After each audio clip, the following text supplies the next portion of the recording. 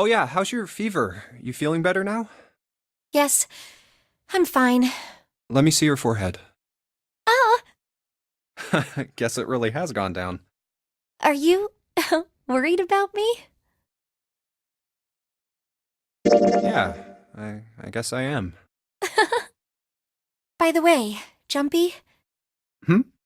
how did you end up here? What do you mean? I told you earlier, didn't I?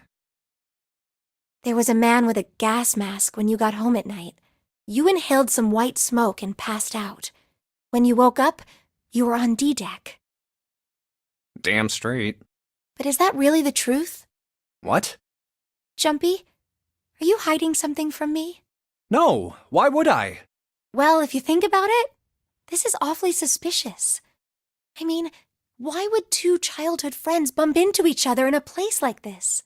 Hey, I could ask you the same thing. Are you hiding something? What would I hide? Well, I don't know. Anything. I mean, you're hiding it. How would I know? You mean like the number of men I've dated?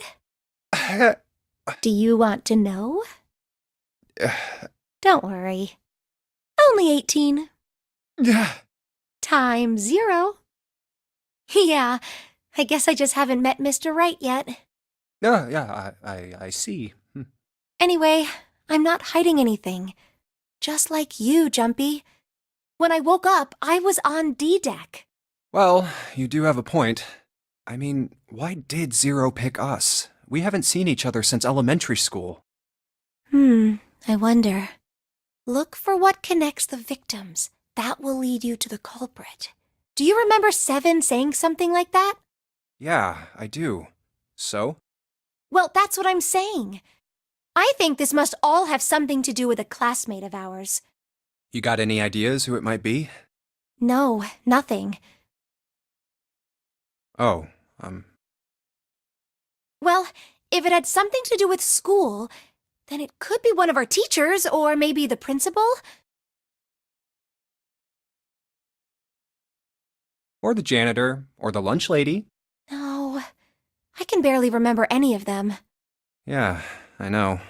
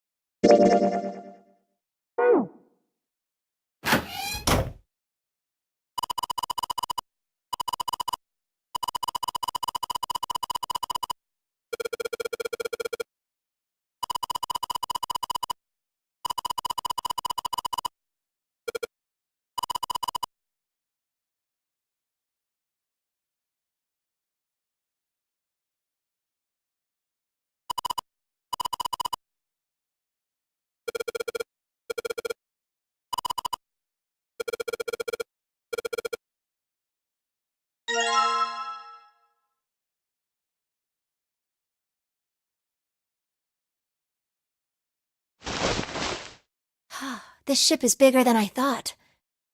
Yeah, it's probably about 900 feet long. Must be one of those fancy cruise ships. Of course, it doesn't really look like a cruise ship. Everything in here is really Retro? Huh. Even if it's just some sort of style choice, there's just too much. Do you remember what Zero said? April 14, 1912, the famous ocean liner Titanic crashed into iceberg. After remaining afloat for 2 hours and 40 minutes, it sank beneath the waters of the North Atlantic. Do you think maybe this boat and the Titanic have something to do with each other? That's a good point. I doubt he would have mentioned it if there wasn't a reason. Do you think this boat is a replica of the Titanic? A replica? Yeah, you know, like a copy of the actual boat. Who on earth would make something like that? Fans. Crazy Titanic fans. No way. Do you even know how much money that would take? No idea. But all they've got to do is break even, you know? Break even? Yeah, they could use it as a cruise ship. Climb aboard a piece of history, sail around the world in the resurrected Titanic. Hell, with marketing like that, they'd probably have more customers than they'd know what to do with. Do you really think people would want to ride on a ship with such an ominous past? It's the site of the worst accident in history. Over 1,500 people died. I wouldn't be surprised if you'd get cursed just for going. A curse, huh? Jumpy, do you believe in that sort of thing? You know, curses and stuff? Sorry, but I can't really say I believe in that kind of stuff. What about you? Nah, I guess that's kind of a dumb question. Yes, I do believe in curses. In fact, I think it was a curse that sunk the Titanic. What? A curse sank the Titanic. The curse of the Egyptian mummy. Supposedly, the Titanic carried the mummy of the priestess Amun-Ra, which was stolen from a pyramid. And they say that the mummy had a history. Everyone involved with it died mysterious deaths. Come on, I'm sure you've heard of it before. Those who open the coffin will be forever cursed. Haven't you ever heard that one? So you're saying the Titanic sunk because of that curse? That's right! That's stupid. I don't buy it. It's true. How can you be so sure? That mummy wasn't just a normal mummy. It was really mysterious, totally unbelievable. What is so unbelievable about it? Well, supposedly, she was really pretty. Pretty? Yes, But she was a mummy. that's right. She wasn't all shriveled up or rotten or anything. She... Oh, okay, I get it. Okay, it's that thing. I don't remember the name. Where your body turns into some kind of wax, yeah? The fat in it turns into something kind of like candle wax, right? And Yes, saponification, but that's not what it was. huh? That's not it. She wasn't wax. Then what was it? They say that she was frozen. What? Frozen? That's right. The whole body was frozen solid. You know how a human body is more than 60% water? Well, all of that water was frozen. The story says that from the time of its discovery all the way through to when it got put on the Titanic, even though it was carried through the desert, her body never melted. That's crazy. I think so too, but maybe it's true and we just didn't know about it before. I didn't know? Yep. Maybe it's common sense to eat shaved ice in the desert because it lasts forever. Huh? Nah, that seems too silly to be true. But maybe it isn't. It just appears that way because you didn't know it was true. Well, yeah. Ice that doesn't melt, even in the desert? Does something like that really exist? No, even if it did, it wouldn't really be ice anymore, would it?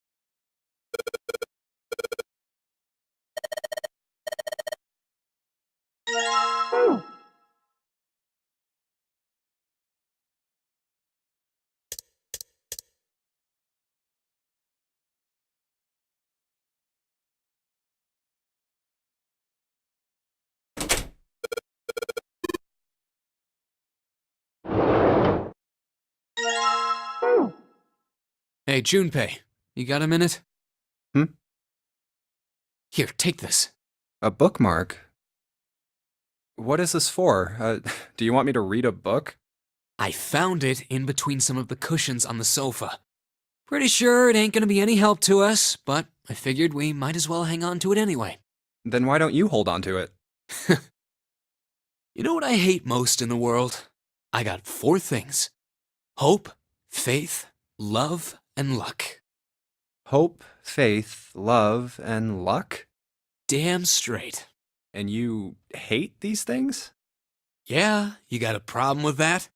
Not really, but what does a bookmark have to do with any of that? Well, see, each leaf on the 4-leaf clover has a meaning to it, okay? And that meaning is pretty much those 4 words. It's like flower language. Well, I guess it's not a flower, is it? So, leaf language, I guess? Yeah, you could call them leaf words. Leaf words. Hope, faith, love, and luck. The meaning of the leaves on a 4-leaf clover. So, yeah, I want you to take it, okay? Just touching it gives me the creeps. Take the damn thing, all right? Here. All right, sure, I'll take it. Oh, man, I feel a lot better now. That thing was a real pain, you know? Do you really hate those 4 words that much? Yeah, well, they can all betray you, you know? Hope, faith, love, even your destiny. Well, that's not my only reason. What? That's not the only reason I hate the 4-leaf clover. I just can't bring myself to like the number 4. What, worried about the 4 horsemen? Nah, come on, man, that's just silly. Maybe back in the Dark Ages that kind of crap scared people. But this is the 21st century, and I'm a 21st century guy. I'm a little insulted. Then why do you hate 4 so much? 'Cause it's a half-ass number. Not the best or the worst. That's why. What? 9 is a way better number. So what if it's last place, right? At least it's not some lame-ass middle number. What are you... You play? play? You mean like gambling? Yeah, of course. What else would I mean? Uh, In Baccarat, the best possible hand totals 9. They call it Le Grand. But the lowest, most worthless cards, the zeros, they call Monkey.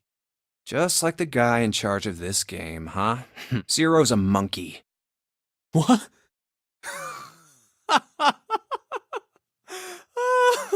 Oh man, you're totally right. The guy who trapped us in here sure is one hell of a monkey. You know, if you think about it, the nonary game is really a lot like Baccarat. And of course, it doesn't use any of that stupid digital root junk. You just drop the tens digit, and that's it. Still, it does have the same idea of your final number needing to be a single digit. Oh, yeah, I guess you got a point. And in both games, whoever has 9 wins. The person who makes 9 wins? Wait, did you forget already? Don't you remember what Zero said? It is hidden, but an exit can be found.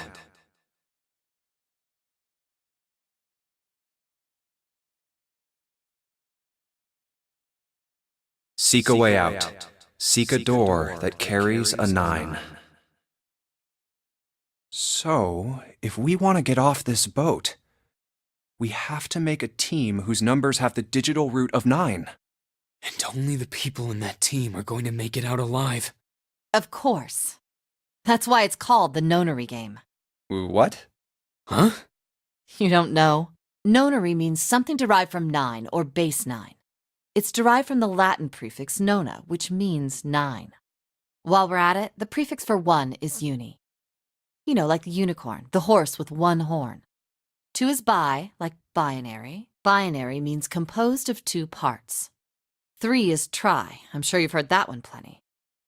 Like trio, triple, and triangle. You get the idea. After that, you have quart, quinty, sext, septum, and so on. And of course, the prefix for 8 is octo, like octopus. It's called that because it has 8 legs. Get it? I see. So then Nona means 9. So, how many of us are trapped on this ship? That'd be 9.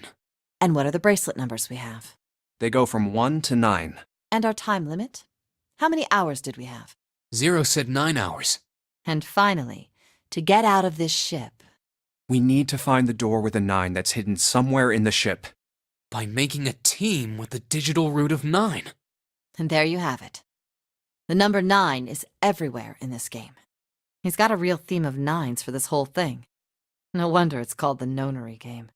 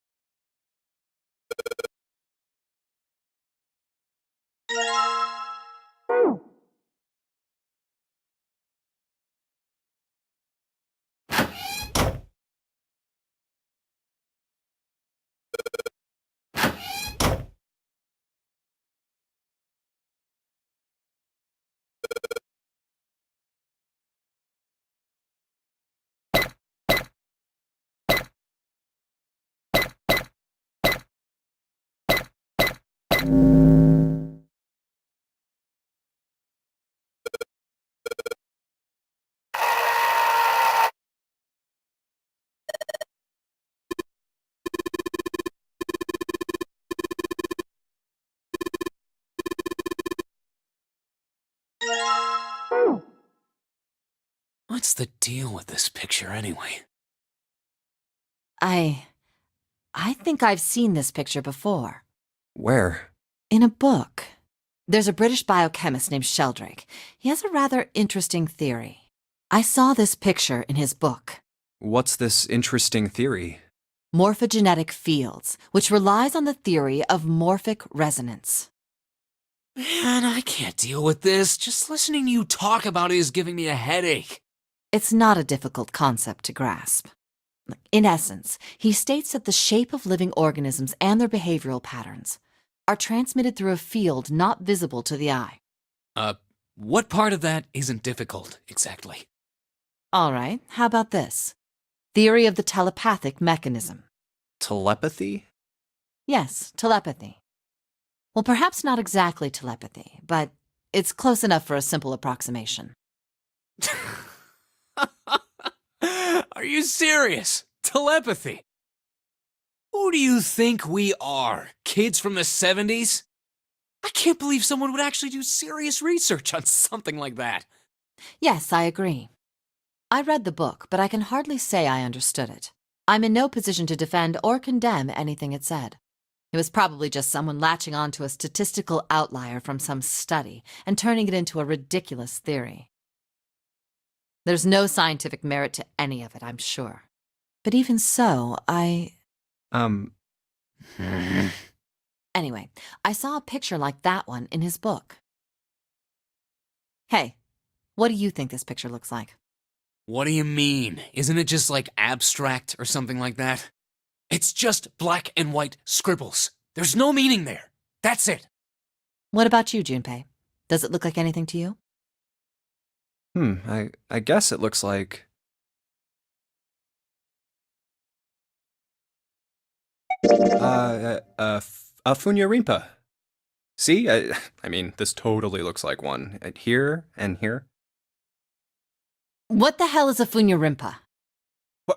What do you mean? What the hell is a Funyarimpa? You mean you don't know? How the hell would I know? How could you not know? That's practically blasphemous. Say you're sorry. Apologize to the Funyarimpa. Goodness, you are such a rude woman. Junpei, are you just screwing around?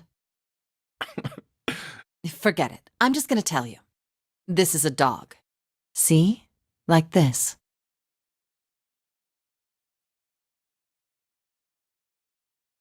So, now we know what it's a picture of, but I don't see how that helps us. A TV show from Great Britain did an experiment once. They took two similar pictures. Both of them were difficult to identify, initially. But once you figured out the answer, you couldn't see it as anything else. These two pictures. The first was a woman wearing a hat. The other one, well, to make it easier, let's just say it was this picture of a dog. So, their experiment. First, they sent the picture to other parts of the world outside the reach of British airwaves. To Ireland, the US, Africa, Europe, etc. Then, in each country, they gathered a number of test subjects, roughly 1,000 people. They were shown the two pictures and asked, what does this picture look like to you?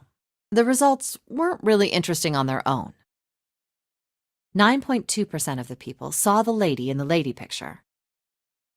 3.9% saw the dog in the dog picture.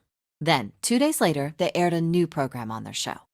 During the 30-minute show, they broadcast the dog picture and its solution. The audience was estimated to be 200,000 people. After the broadcast, it was a safe bet that the number of people who knew the solution to the dog picture was at least that many. After another 2 days passed, they gathered more research subjects from areas outside the reach of British TV and radio. This time, they only found a sample of roughly 850 people. Naturally, none of them had participated in the first test. They were, however, given the same test and the same two pictures. The results were startling. 10% of the people saw the lady in the lady picture. The previous test sat at a 9.2% success rate, not much of a change statistically. The dog picture, however, produced a very different result. The percentage of people able to successfully find the dog, it went from 3.9% to 6.8%, a very significant increase. So do you understand? Do you realize the significance of this experiment? There was no way the second group could have seen the picture. They lived far away from Britain and couldn't have seen it. But even so, it was only the success rate for the dog picture that went up. Why? How did that happen? What does it mean? Oh, wait, does this have something to do with that field, or whatever it was that you were talking about earlier? A field not visible to the eye. So, if more people know the answer, then that information will pass through the field. Huh. Hmm. Hmm. Psych! I was just kidding. You really shouldn't take me seriously. Well, I mean, the things I just told you about are true. They really did happen. But the results of that experiment really aren't anything to go by. They could have easily falsified them. In the end, I'm sure they were just in it for the ratings. They are a TV station after all. Right! Man, I gotta admit, you had me there for a minute. I, really thought you were serious. Of course not. Like I told you before, I'm sure it's all just pseudoscience. Oh, okay, right. All right, enough nonsense. We've got the key. Let's get out of here. Word. Huh. A field not visible to the naked eye. Morphogenetic field.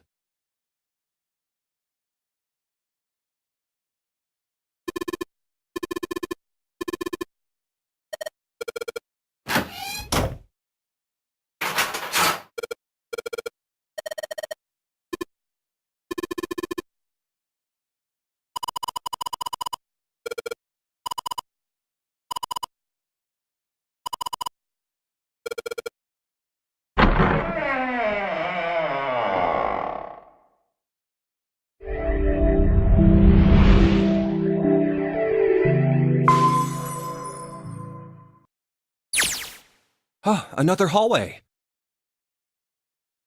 Come on, open! It's not going to open because you rattled it, you know. Damn it! Look over here! Elevators. And the buttons? Of course they don't work. The power must be out here too, just like by the staircase. That leaves this door. Well, looks like we don't have any choice. Yeah. Sure does. Well then, let's open it. All right, here I go. Oh, so it's a kitchen. What were you expecting? Isn't it obvious? The exit? I was hoping this would be the way out of here. You really think it'd be that easy? Yeah, I know. Still. If we can just get through this door, we should come out on the other side of that grate we saw earlier. No good.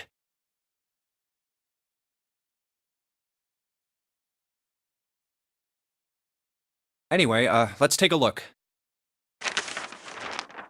Hey! What's that? Huh? Oh yeah, I guess I forgot to tell you. I found this a little while ago. It's a map of the B deck. Let me see that. I knew it. See? Look. Yes, hold your horses. What did you figure out? This is handy. See? We came in here. Now if we go out there, then we'll be on the other side of the grate. How about that? She's right. We can get out through there. There we go. Here, you can have it back. Thanks. There's a card reader on the right side of the door. And that means the key card is somewhere in here, right? That seems the most likely. All right, we know what we need to do then. Let's get moving. First off, I say we split up and look for clues. Okay.